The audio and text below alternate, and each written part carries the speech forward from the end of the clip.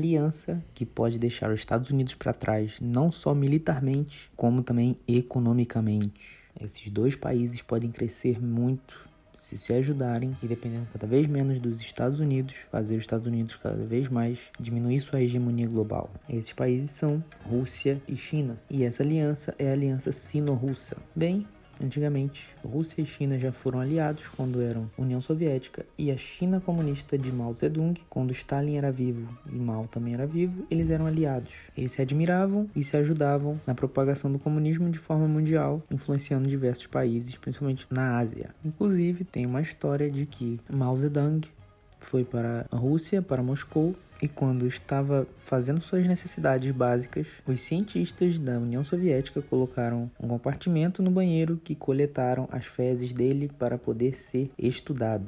Exatamente. Eles estudaram por meio dos excrementos de Mao Zedong, tentando achar alguma forma de inteligência, algum aspecto comportamental por meio desse estudo, tentando identificar por que ele era inteligente, como eles consideravam. Quando Stalin morreu e entrou outros líderes na União Soviética, começou uma briga de influência entre a União Soviética no mundo e a China no mundo. A União Soviética se aproximou cada vez mais do Ocidente e dos Estados Unidos, e Mao Zedong não gostou disso, e aí começou uma briga de influência de quem era o verdadeiro comunista e quem influenciava de verdade e carregava verdadeiramente o comunismo. Cada país influenciando outros países, principalmente da Ásia e do mundo. E existiu até uma guerra. A Guerra Sino-Soviética ocorreu por causa de uma divisão de terras que os dois queriam na fronteira entre China e União Soviética, e os soviéticos até quiseram bombardear a China de forma nuclear, mas os Estados Unidos interviu nessa guerra, não querendo que a China depois retribuísse a guerra nuclear e com isso causasse um dano irreversível ao mundo. Exatamente, quase houve guerra nuclear por causa de um pedacinho de terra na fronteira China e Rússia. Com isso, depois dessa guerra que os Estados Unidos interviu, houve um cessar-fogo e depois nunca mais entraram em conflito. Mas, como suas fronteiras são muito grandes, a tensão também é grande, porque precisa ter tropas lá, geralmente armadas, e equipamentos que aumentam a tensão, porque se o outro lado o soldado tem armas, ninguém sabe quando um pode começar um confronto do nada. Mas depois da dissolução da União Soviética, a tensão começou a baixar, porque os dois lados foram diminuindo suas tropas nas fronteiras, diminuindo sua força militar nas fronteiras, jogando mais para outras fronteiras diferentes. Sem contar também que a Mongólia serviu de estado tampão, diminuindo mais ainda essas fronteiras e essas tensões. Com menos espaço de terra, ainda mais a dissolução da União Soviética, menos terra em fronteira com a Rússia existia agora, e com a Mongólia no meio, não tinha mais motivos para ter tantas tensões. E não existe só fronteiras com menos tensão. É possível até viajar entre Rússia e China de forma fácil, com a rota Transiberiana, a ferrovia Transiberiana que liga Moscou até Pequim, passando por toda a Sibéria da Rússia, depois ligando a cidade da Mongólia e por fim jogando a Pequim na China. E o plano da China também, de fazer a nova Rota da Seda. Mas você saberá mais vendo até o final do vídeo. Se você quer saber da Rota da Seda, veja até o final do vídeo. Mesmo com menos tensões militares, tensões políticas existem porque a China tem muitas pessoas por menos espaço. Tudo bem que 80 a 90% da população da China mora na parte leste do país e uma minoria muito pequena mora na parte oeste do país, que é menos desenvolvida, e o governo quer fazer de tudo para distribuir essa população lá, mas acaba gerando cidade fantasma, que foi explicado em um vídeo desse canal, falando sobre a Evergrande e a bolha imobiliária da China. Depois desse vídeo, veja lá para entender um pouco mais sobre essa bolha imobiliária. E a demanda das pessoas não é povoar esse espaço. Mas, com a fronteira entre Rússia e China, muitos chineses acabam migrando para a Rússia por lá, porque é um gigante espaço de terra, que geralmente é plano, então para a agricultura serve muito bem. E eles têm pouquíssimas pessoas. Então a Rússia tem um problema de espaço muito grande com pouca gente, e a China, espaço médio ou pequeno, com muita gente. Atualmente o número passa de mais de 1 bilhão de habitantes. Mas mesmo assim, os líderes Putin e Xi Jinping têm grandes relações hoje em dia, chegando até trocar medalhas de melhores amigos durante uma reunião dos dois, e durante os Jogos de Inverno declararam uma, entre aspas, aliança sem limites, seja no ramo militar, econômico ou até mesmo de amizade, como os próprios deram medalhas de melhores amigos. Mas nem tudo é um mar de rosas.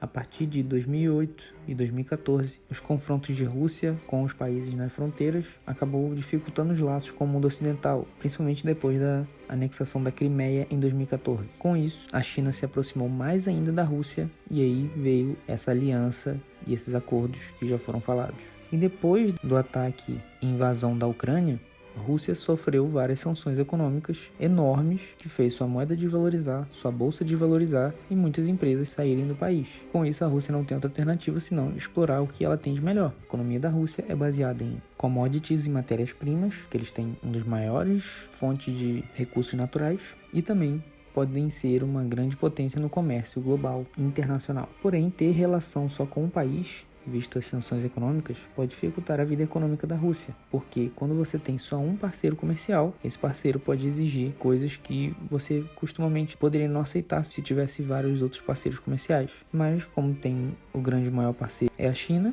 eles vão ter que aceitar as condições da China. E talvez uma dessas condições seriam utilizar trabalhadores da China, que tem muito trabalhador para pouco espaço, trabalhar na Sibéria e povoar a Sibéria, que é um desejo da Rússia, que as pessoas vão morar e povoar a Sibéria. No caso, a Rússia até dá um benefício social, até distribui renda para quem mora na Sibéria e tem filhos na Sibéria. E o Putin, ultimamente, fez o que muitos países não fazem, que é gastar menos do que se arrecada, e veio aumentando mais ainda a sua reserva monetária. Ele comprou muito ouro, muito euro e muito yuan. Antigamente a Rússia tinha muito dólar, mas para não depender só dos Estados Unidos, eles preferiram diversificar suas reservas internacionais para poder ter mais poder, mais controle e sofrer menos com essas sanções do mundo ocidental.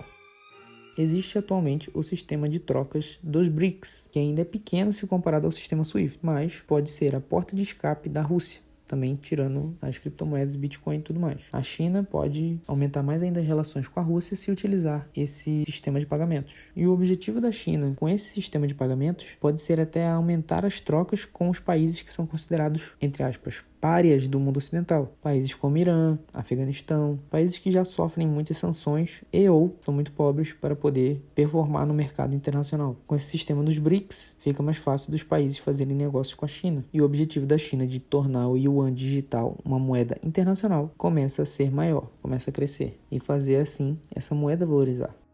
Agora, o principal trunfo dessa união sino-russa são a Rota do Mar do Norte e a Nova Rota da Seda. A Nova Rota da Seda, como está aparecendo aí na tela, pretende ligar a Ásia à Europa de uma forma mais fácil, mais conectada, para diminuir os gargalos no comércio, como teve gargalos em 2020 e 2021. Com isso, o frete pode ficar mais acessível e os países que estão nessa rota podem se beneficiar e crescer mais ainda. Já a Rota do Mar do Norte tende a diminuir muito mais o custo de frete, seja em tempo ou o custo monetário, por causa do aquecimento global e mudanças climáticas. A Rússia, tendo o controle total do Ártico, ela consegue cobrar e isso forma uma grande fonte de renda para a Rússia, que eles podem cobrar frete sobre esses mares, visto que eles têm a maior frota de navios quebra-gelo do mundo, e com isso pode abrir espaço para os outros navios comerciais passarem, não só cobrando frete, mas também essa escolta. E a China também está investindo muito em navios nucleares quebra-gelo e eles podem se beneficiar muito desses dois. E os dois podem se beneficiar muito dessa Rota do Mar do Norte e essa nova Rota da Seda. O comércio global pode ser dominado pelo mundo oriental, tirando também a ascensão dos BRICS, como eu falei num vídeo desse canal. Veja aqui no card ou na tela final que vai ser recomendado. Se você entendeu coisas da economia que muitos não te falam, não passam em muitos lugares, ou até alguns tentam esconder alguma coisa de você, deixa o curtir nesse vídeo e se inscreva nesse canal caso queira receber mais vídeos como esse. E agora deve estar aparecendo para você um vídeo falando sobre a Rússia e a Rota do Mar do Norte, e um sobre economia e outro sobre os do BRICS. Escolha um desses e veja o